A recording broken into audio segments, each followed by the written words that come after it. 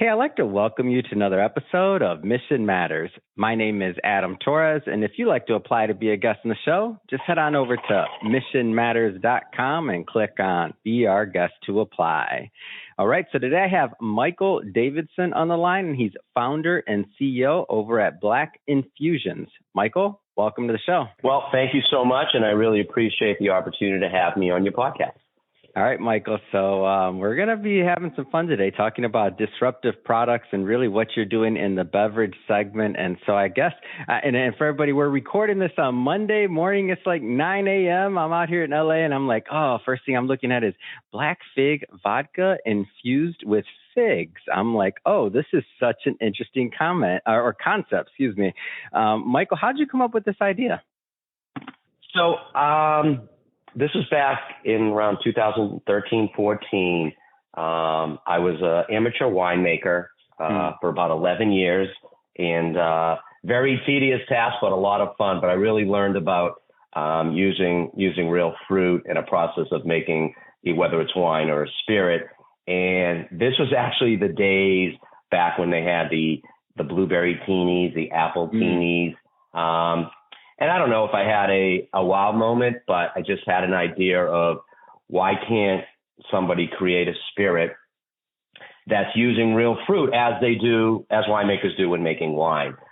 Because unfortunately, a lot of the flavored products, whether they're bourbons, vodkas, or gins, are using a lot of essence and flavoring and artificial. So I set out on task to let's pick a kind of more of an unknown fruit, not the ones that all the big brands are doing, and we picked figs, and we started infusing figs in a neutral grain spirit, which is considered a vodka base for everyone that knows spirits, and we launched it at a small little Mediterranean restaurant, and the rest, as they say, is the story. We started getting a little cult following, found a distillery to co-pack, and found some distributors, and we started out in Massachusetts, where I live, and we've gone there, and now we've launched the Black Fig, which was our first product, Gold Apricot, and then Dark Cherry. So all real fruit, all picked in Northern California. There's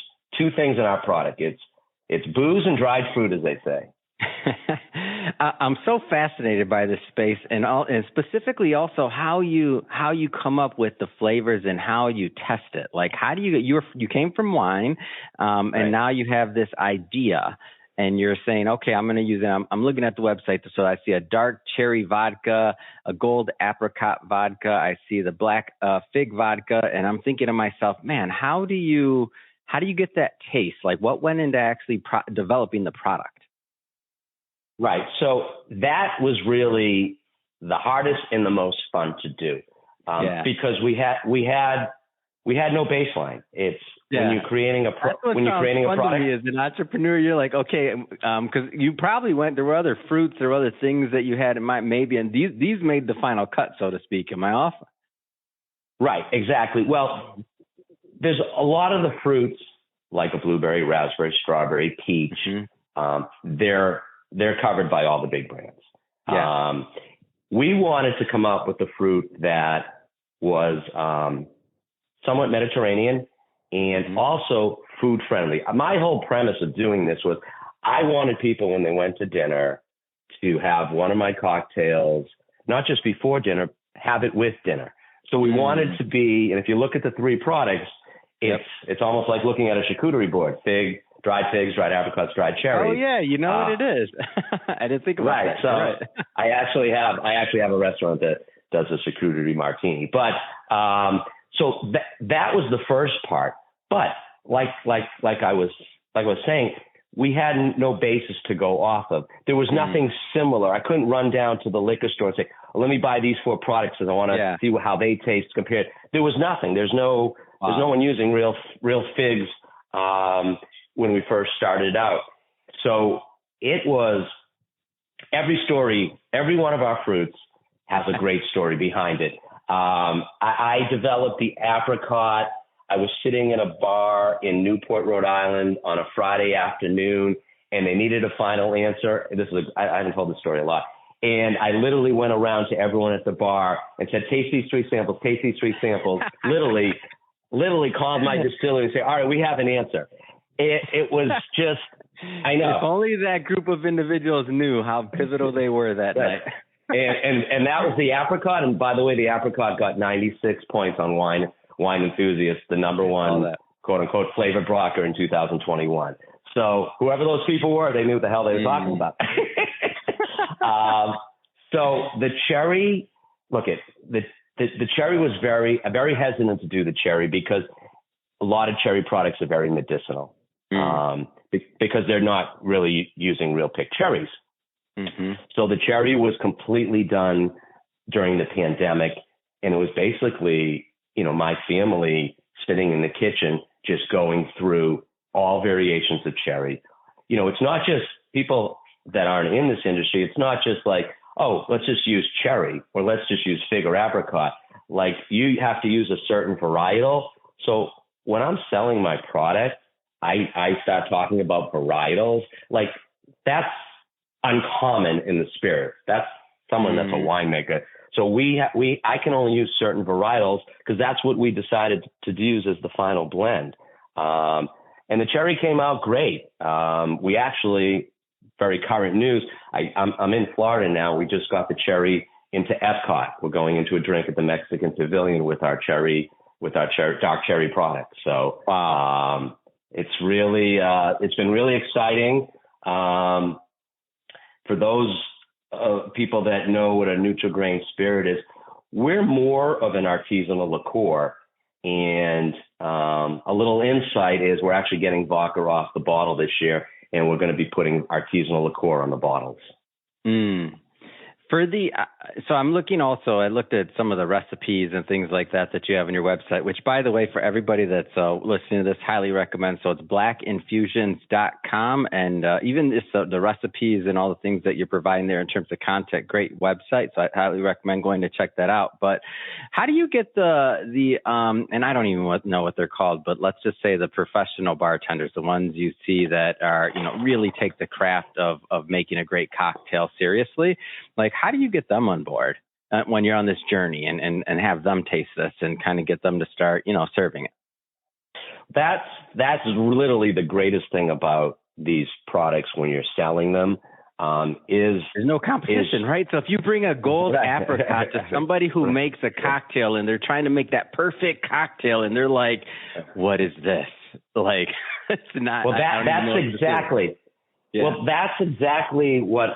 So this is what I always tell people that are selling our product is, if you walk into, I go to Manhattan a lot. It's our second biggest market in the country.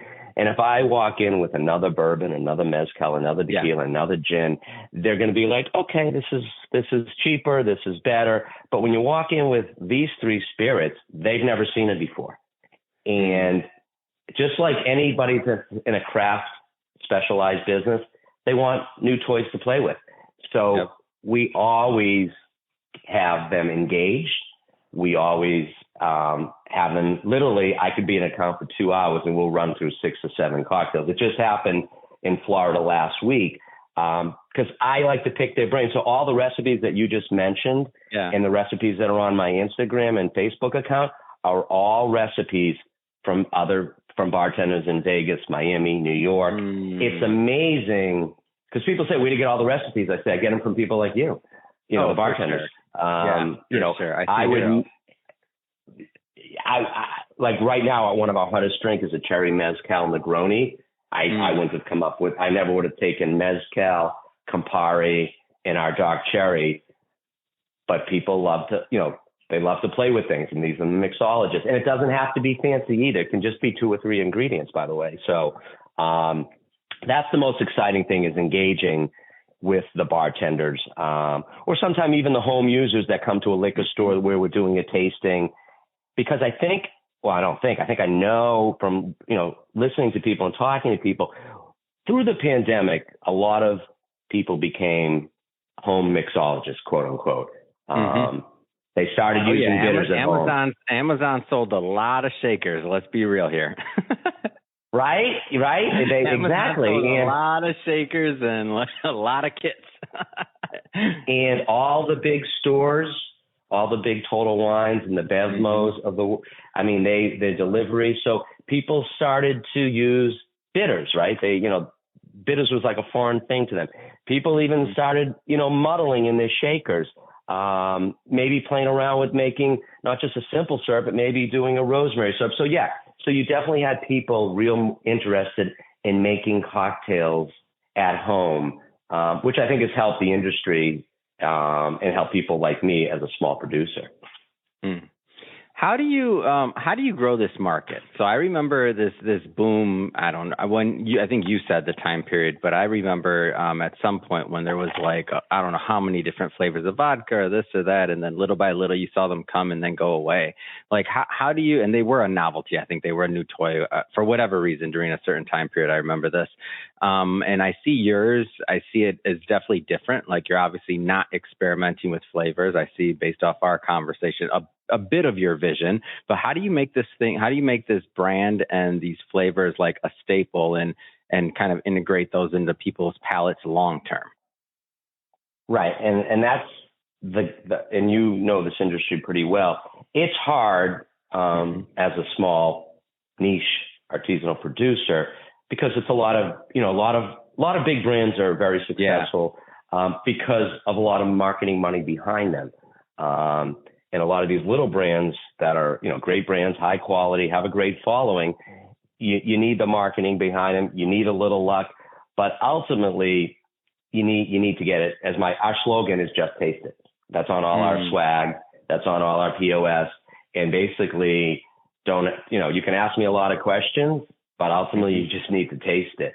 And I'm trying to go, right now we go menu to menu. So we'll get put on a menu, get off a menu. The evolution of a product, we want to be always there. We want to, even when we're not on the menu, we still want to be part of your bar program, if that makes sense. We're in about 30 great restaurants in Manhattan. We've been on 11 Madison's drink list. We've been on Balthazar, Jean George, Tao. But ultimately, I want to be in all the restaurants. Even if it's not on the menu, I want to be in the 8,000 restaurants, just having a bottle or two. That's how I think you can grow this. It's great to be on these great menus. People see about it, but you need the volume in this industry. And you also need people to drink it at an on-premise account and then go buy it at their retailer. Yeah. What is the so I looked at your Instagram, and for everybody listening, Black Dot Infusion, so everybody can check it out. And I looked at your Instagram, and I also noticed this Dirty Shirley product. So tell me a little bit more about that. So so one of our successful drinks with the dark cherry was a Shirley Temple Dirty, which is adding alcohol to the traditional Dirty Shirley cocktail, which actually was a boom last year. If you read about it, New York Times wrote the drink of the summer. So I decided to put it in a can, which is an RTD, ready to drink. I understood the White Claws, the Trulies, the High Noons of the world.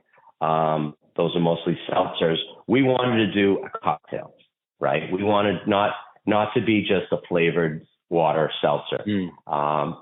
Very hard industry. You walk into any of the liquor stores, there's thousands of them.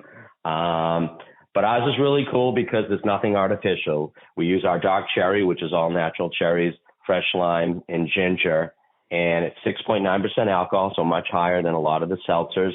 And it's been a challenge. It's been fun. Right now we're talking to Caribbean islands and cruise ships, but it's also a challenge because we're not going to get a floor display right away because of the big brands. So we have to find some of the small niche stores that only carry 2 or 3 RTDs. That's really our target. But it's a great product. It's been fun. The packaging, as you saw, is great. I would say we already have in the works to do an RTD ready to drink with the Black Fig. So I could definitely see going more into that. I know people think there's so many RTDs. They're saturated, but honestly, it's just the beginning. If you read enough articles, this convenience factor, whether you're 22 years old or whether you're 52 years old, people like the convenience factor. I think right now the younger kids are drinking the RTDs. But I think when you start putting some real quality and some cocktails in these cans, you're going to see another generation of 40, 50, 60-year-olds because everyone likes the convenience of, let me just grab this, sit out on the porch. Let me grab this, go to the beach. Yeah, I've noticed that, by the way, more and more around different friend sets of that age group that you're talking about. And I'm like, oh, more and more people are coming up with, and I'm like, what's that? What's that? There's always something kind of new that somebody's doing around in that space, which I find interesting because I agree with you, by the way. I'm on the same side. Like, I think that's probably where we're going long term.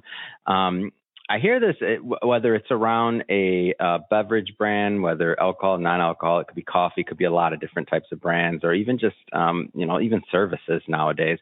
There's always a lot of talk around the idea of building community around a brand or a product. Does that fit into Black infusion space in your vision? So that is one of our challenges, and we're trying to figure out because we know we have there's no way to try to make a product go viral, right? Or try to get a community behind you, which has happened in several products. So we're trying to figure that out, because we really don't have a specific demographic with the infusions. Some people that love cocktails, some people that love the fruit that we're using. And also mixologists love it too. But the great thing about the product is we can be in, Epcot, but we can also be in, Joe and Sal's Pizza as well. Yeah. I like that about the product, by the way, though. That's a great thing, in my opinion, about the product, the versatility. Go ahead. Yeah. So that's what's great about the product. Honestly, it's doing stuff like this, being on your podcast, this, as many people that might know us, really we scratched the surface. We're starting to get people to notice us, but it's going in small increments. But yeah, I would love to get a certain community, maybe a certain demographic behind us.